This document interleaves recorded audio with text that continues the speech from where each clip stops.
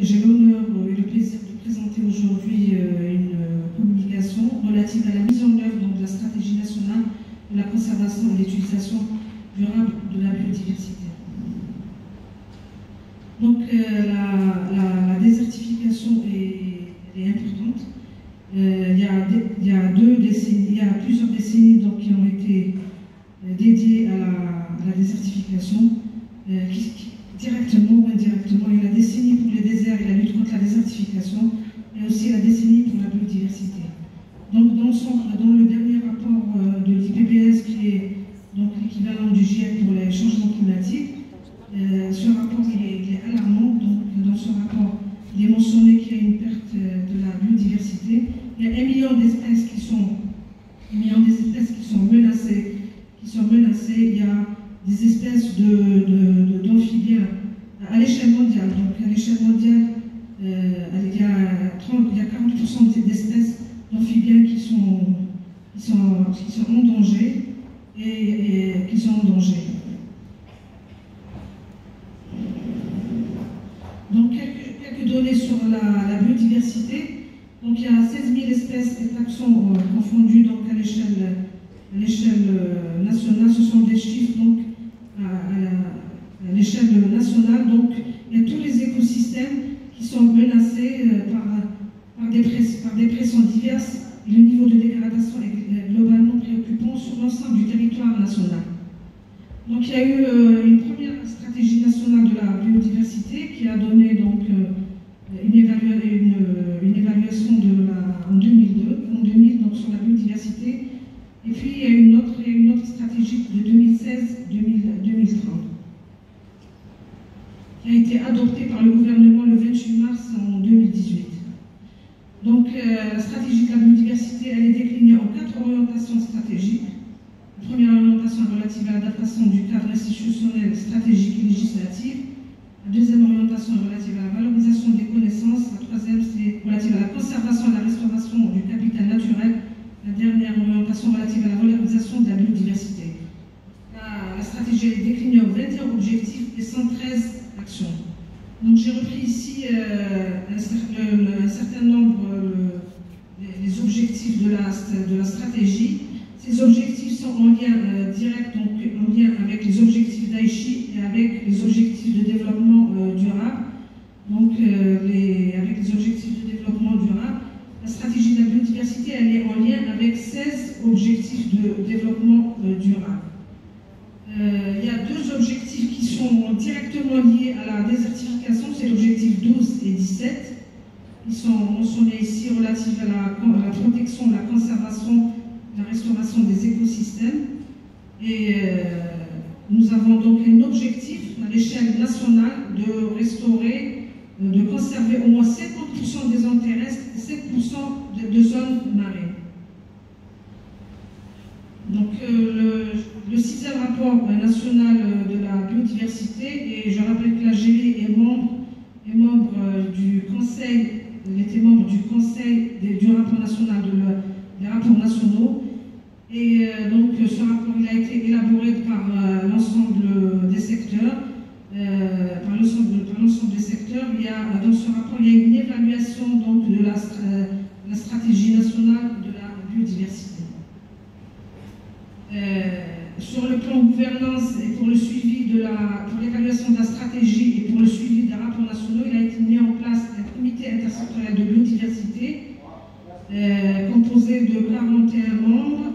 Et aussi, le membre du CIB, chaque membre du CIB devait constituer un comité sectoriel de biodiversité au niveau de son secteur.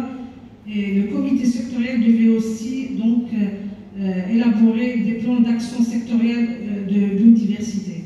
Donc il y a eu des ateliers dans ce sens, c'était un appui au secteur qui, entre parenthèses, destructeur de la biodiversité. Il y avait aussi des secteurs, il y avait des échanges entre les secteurs de préservation de la biodiversité et les secteurs et d'autres secteurs. Voilà.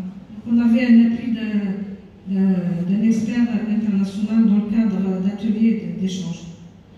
J'ai pris quelques exemples de la mise en œuvre, donc je n'ai pas pris toutes les actions, quelques actions de la mise en œuvre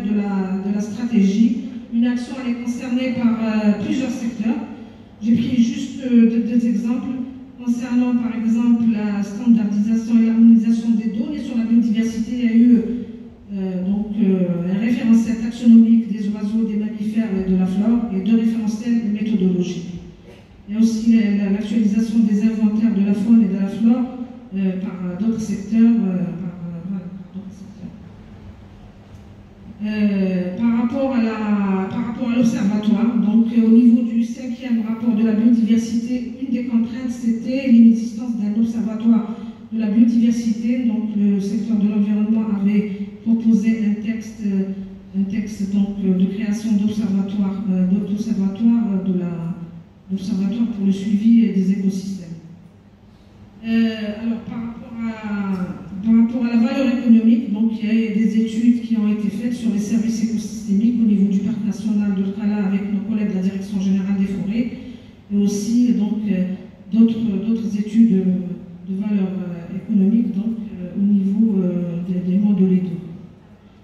Ici, bon, par rapport à l'extension du réseau d'aires protégées, qui est une action très très importante.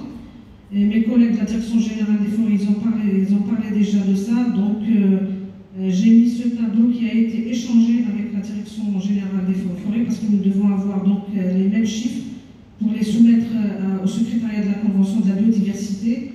Nous sommes donc à 0,32. Donc, il y a eu quand même une extension par rapport à l'année 2014. Et nous sommes à 0,32%. Donc, nous sommes nous n'avons pas comptabilisé les parcs culturels, donc nous sommes loin de l'objectif cité dans la stratégie de la biodiversité. Pour montrer un peu la synergie donc, entre les deux rapports nationaux, le rapport national de la biodiversité et celui de la désertification, donc j'ai repris un peu l'action 76 de l'ASPA, qui fait référence à la restauration des écosystèmes dégradés. Et là, pour enseigner le rapport de la biodiversité, nous avons mis donc tous les projets qui sont en relation avec la restauration des écosystèmes, tels que le projet de barrage vert et d'autres projets. Donc, par rapport à l'action du développement et l'adaptation basée sur les écosystèmes, donc nous avons cité ici le plan national climat que vous connaissez, qui a été déjà adopté par le gouvernement donc en 2019, qui comprend 63 actions d'adaptation et 76 actions d'atténuation.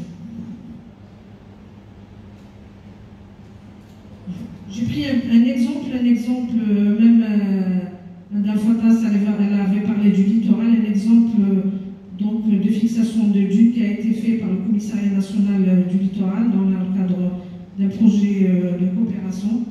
Donc il y a eu la plantation des plants de l'OIA en 2018 et 2019. Par rapport à la mise en œuvre de la loi donc, des espaces verts, le secteur a lancé des études d'aménagement et de réhabilitation des espaces verts au niveau national. Certaines études ont été finalisées et d'autres sont en cours. Alors, par rapport à la valorisation et la commercialisation des plantes aromatiques et médicinales, et aussi la fixation de la population et l'amélioration des conditions de vie de la population, nous avons travaillé donc avec des femmes rurales pour la création de coopératives. Et ce qui est important ici, c'est l'élaboration d'un plan d'exploitation pour la préservation de la ressource, pour la préservation du plan du lentisque, c'est très important. Donc, quand on préserve la ressource, on préserve aussi le sol. Bon, j'ai mis en dernier un projet qui est en cours de réflexion, que nous avons. C'est un projet qui a été réfléchi avec nos collègues donc, du ministère de l'Agriculture relative. C'est un projet de synergie, j'espère qu'il va aboutir, relative à la résiliation de l'écosystème stéphique algérien par la restauration de la nappe alphatière et l'adaptation du territoire des populations face au changement climatique. Donc c'est un projet qui va être c'est un projet de synergie des trois conventions, celle de la biodiversité, de la désertification donc, et du changement climatique. Donc j'ai fini, ce sont tous les documents qu'on peut trouver sur le site du ministère. Et je vous remercie. Je voulais juste dire que nous devons intensifier donc, nos efforts. Vous avez peut-être, j'ai mal expliqué au début, mais donc il y aura une décennie sur la désertification. Ça montre qu'il y a toujours la dégradation donc, de la biodiversité. Nous devons donc intensifier nos efforts, mobiliser des ressources et orienter tous nos projets et programmes envers donc, la restauration, vers la lutte contre la désertification, la préservation de la biodiversité. Merci beaucoup, madame. Merci.